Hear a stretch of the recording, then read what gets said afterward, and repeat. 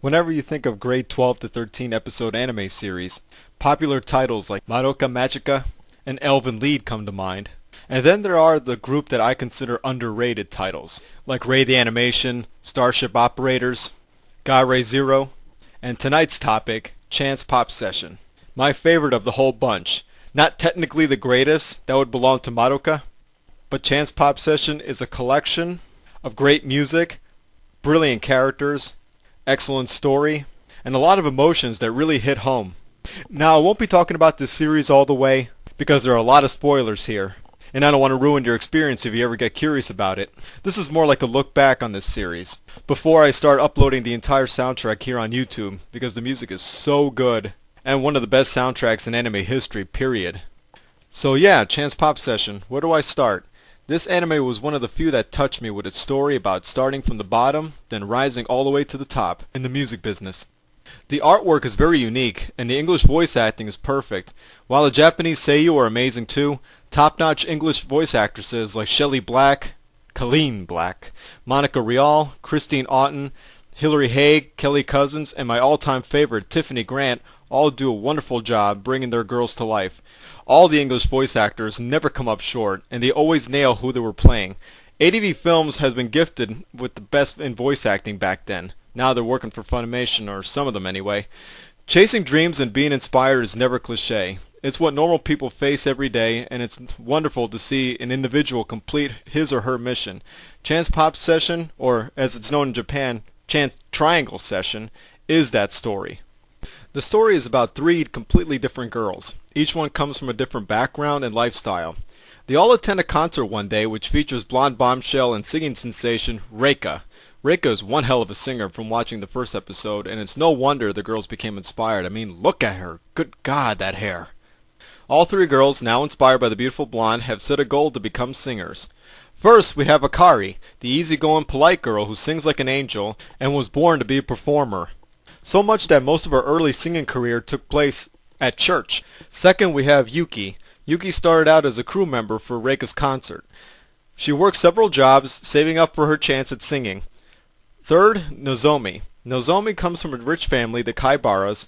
She has overprotective parents, but her obsession for Reika has given her a push to become a singer as well. She's usually followed around by her hilarious butler, Hikosa, who's one of the most entertaining butlers of all time. The guy even took a beating for her, just so she can get the chance to meet Reika in person and hand her flowers. Look at that, look at the beating he just took.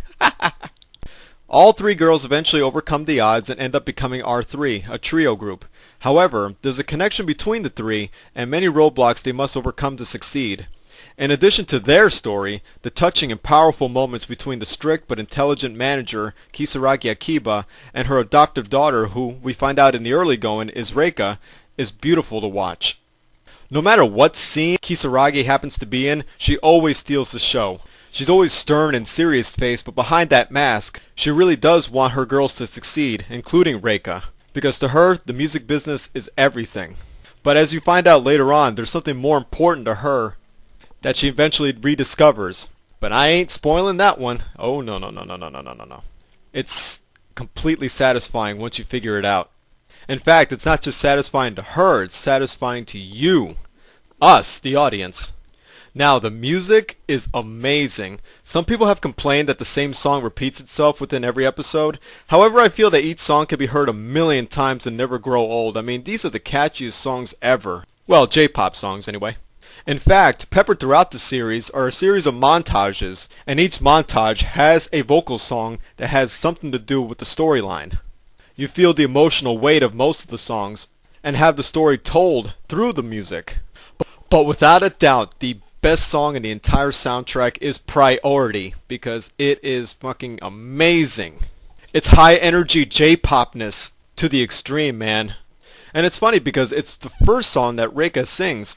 Well, I think the only song that Reika sings. But still, it's really, really good. And a little bit of spoiler for you guys, but Priority is actually a cover song. Who did Reika cover? Not going to spoil that one either. And of course the opening song Pure Blue, which is eventually sung by R3, is really, really nice. It's one of those classic harmonizing tunes, like the usual Beach Boys songs. I mean, Pure Blue is sung incredibly well by the lead voice actresses. And by the way, the English voice cast does not sing in this anime, even in the English track, which I guess is a good thing. I'm not sure if Monica Rial or Shelley Black or the others even sing as a profession in their spare time. I'm not saying if they do, they may be good singers. I don't know. But it's a good thing that the Japanese voice actresses do the singing parts in this series because they make this series work when it comes to the music. But ADV Films' voice acting crew nailed it for the acting parts. I mean, just nailed them. Other songs like Objection, the emotional weight of Moon. Oh my god, Moon is one of the saddest songs ever, but it's also a very romantic song too. Woo Yeah, Woo Ah is a very, very funky tune by Yuki's very short-lived band with the guy that looks like Waka from Final Fantasy X. And then we have Gate to the Dream, which is Jun's song. Who is Jun, you may ask? Just a royal bitch. And then there's Love Forever, which is the most beautiful lullaby you'll ever hear. It also works as a ballad as well. I mean, it's the closing song for the series, and I always wanted to know if they were going to sing it during the series at some point, and when they do, oh my god, there's nothing else like it, and it's sung at the right moment in the series too. I mean, you're always listening to it as a closing theme, but when you actually hear it in the series, you're like, exactly, that's where it belongs, right there. This is a very great story about overcoming the hard life reality and working hard to achieve your goals. Just good old-fashioned anime storytelling of overcoming the odds and singing, singing, singing to your heart's content. Not really for the crowd that likes moe idol singers and all that, so I wouldn't recommend this to the K-On crowd. This is not supposed to be a comedy or anything like that. This is a character story, a drama, and a very good one, so I highly recommend it. But in the upcoming days or weeks, I'm going to have the entire soundtrack up on my channel, so hopefully you guys enjoy that, so look forward to it.